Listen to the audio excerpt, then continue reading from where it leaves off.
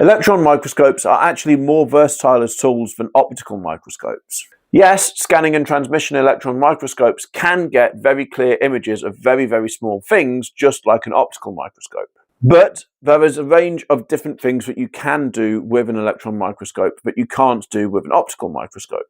Two of the techniques you can do are electron backscatter diffraction and the related transmission Kikuchi diffraction, and energy dispersive X-ray spectroscopy, which is incredibly difficult to say when you're drunk. These are normally abbreviated to EBSD, TKD, and EDS because otherwise scientists wouldn't be able to finish sentences to each other because they'd just be saying the names of techniques. In EBSD, an electron beam hits the sample.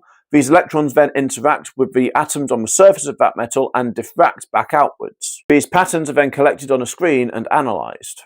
Because of the setup of this experiment, it has to be done in a scanning electron microscope. However, if you have a transmission electron microscope, you can do a very similar technique called TKD. In transmission Kikuchi diffraction, electrons pass through the sample and diffract, with the patterns being collected directly underneath or slightly to the side of the sample, which gives very similar looking patterns to EBSD. Both of these techniques show not only the structure of the atoms, but also the relative orientation of the atoms on the surface of the sample that you're looking at. And a way that you can tell what you're looking at is to use EDS. When the high energy electron beam of the microscope comes into a sample, it will knock electrons away from the inner shells of an atom.